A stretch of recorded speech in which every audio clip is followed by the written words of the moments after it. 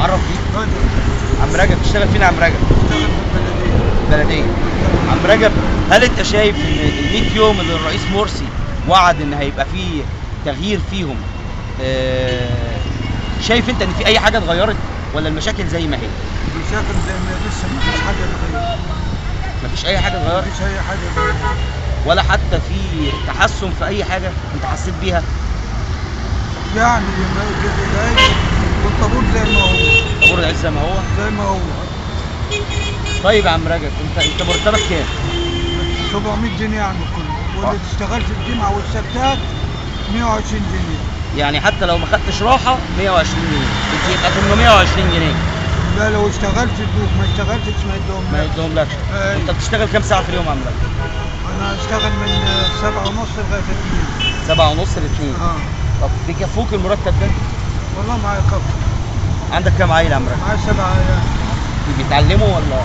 فيهم 2 متعلمين، البنت الصغيره في رابعه هياخدوا عليها مجموعه 100 جنيه، والواد حمدي 100 جنيه الثاني رايح لها.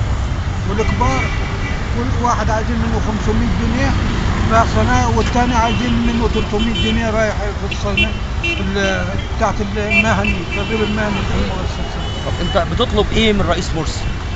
نفسك في ايه؟ نطلب بالزواج يعني، ويكتروا بدل العربيات مع تشيل الناس، هنحاول الزباله على بالعربيه اللي بتسير على بتاعتنا، ويجيب لنا معدات عربيات كده تشيل الزباله عربيات يعني. ونطلب الزواج، وكان لما يقول لما يركب حد يركب بالك يموت.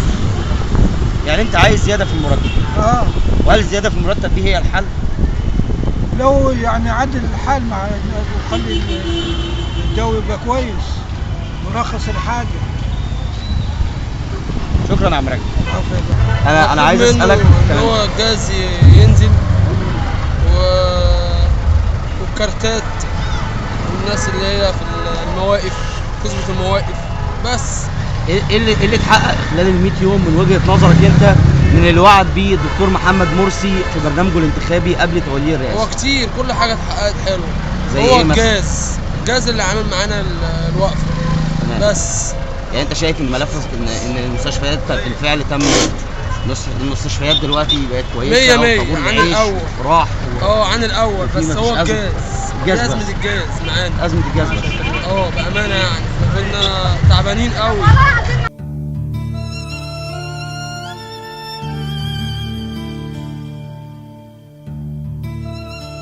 شايفه ان الرئيس مرسي خلال ال 100 يوم فعلا وفى بوعوده الانتخابيه؟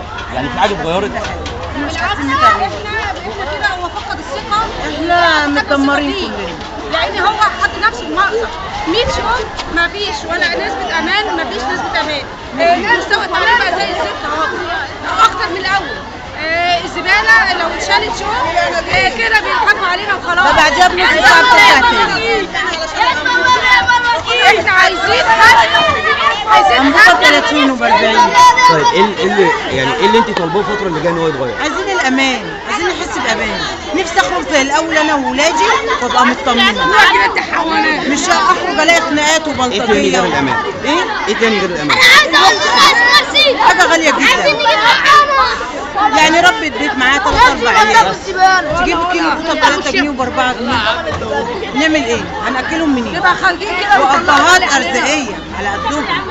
لازم يوفر لنا الرخص والامان، واهم شيء في البلد الامان من البلطجيه والحراميه واللي يغتصبوا البنات ويبهدلوا البنات. هو ده اللي احنا محتاجينه. شكرا. حضرتك انا عايز اعرف رايك في ال 100 يوم اللي فاتوا. هل بالفعل الرئيس مرسي وفى بوعوده الانتخابيه ولا لا؟ او ايه تقييمك الشخصي للفتره ديت؟ يعني في حصل تغيير ملموس ولا لا في ملفات زي التعليم والصحه والاسعار والامن؟ والفتره اللي جايه رايك ايه او ايه الرساله اللي تحب توجهها للرئيس مرسي؟ والله بلا شك ان في يعني شغل من قبل حكومه مرسي، ولكن في بعض المطالب اللي هي محتاجه الرقابه، على اساس ان احنا يعني ايه نأدي الخدمه الفعليه للمواطن. احنا عندنا على سبيل المثال زي الصحه لحد دلوقتي للاسف لسه مفيش تغيير حصل. النهارده المواطن الفقير بيخش للاسف ما بتلاقيش علاج، خدمه ضعيفه، كل اجراءاته لو ما كانش عنده الامكانيات الماليه ما يقدرش للاسف يتعالج. تحب تقول ايه لوزير الصحه؟ احنا بنقول طالبين الرقابه على المستشفيات مش اكتر ولا اقل.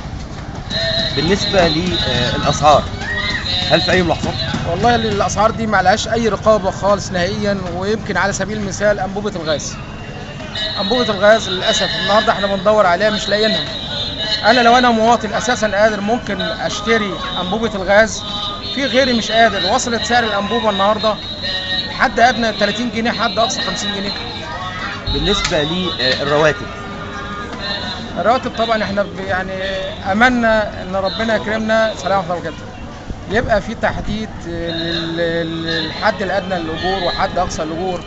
يعني حرام ناس تاخد 50,000 و100,000 وفي ناس للاسف مش لاقيه اجور خالص. ايه تعليقك على تصريحات رئيس الوزراء ان بيقول لن يتم تطبيق الحد الادنى للاجور لانها تسبب عجز في الموازنه الحاليه؟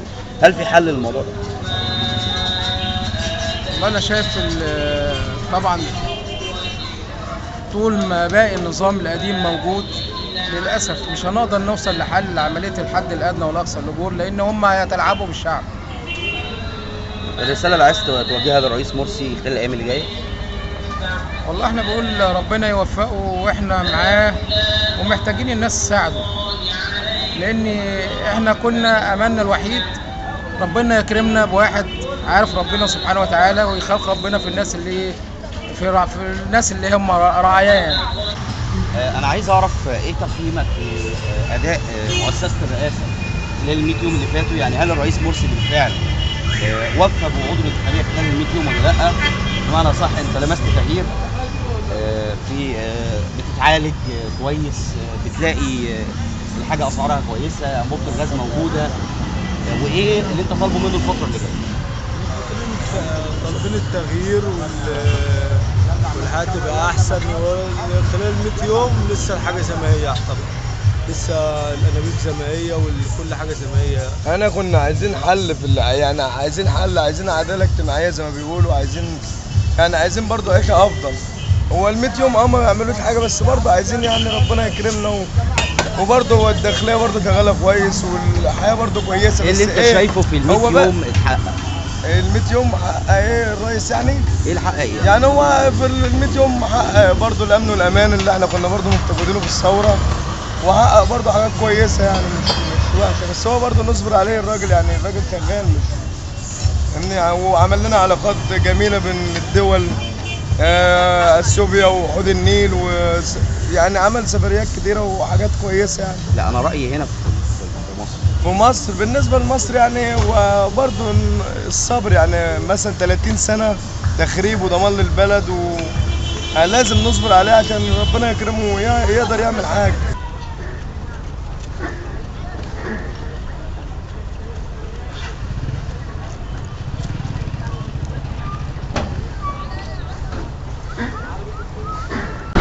مش في رحله ليليه دلوقتي، المفروض ان احنا راكبين وسيله من وسائل المواصلات اللي توصلنا لجزيره الوراق اللي فيها الاف المواطنين، وهنعرف هناك هل بالفعل في اهتمام من اجهزه الدوله بالاف المواطنين الموجودين هناك.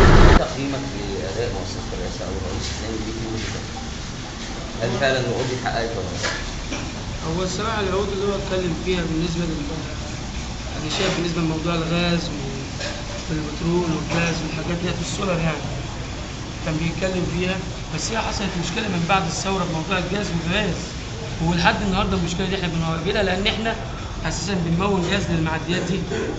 يعني احنا بنمون غاز المعديات يعني كل احنا اصحاب المعديه دي. معديه من اللي انت جيت فيها دي من الجزيره للوراق. تمام. ومعديات ثانيه من الجزارين برضه للوراق للجزيره. فطبعا دولت ممكن يوم في يوم ما فيش نجيب بتاع 5-6 براميل، بتقابلنا مشكله جامده. مشكله جاز وفي الجزيره هنا مشكله انابيب.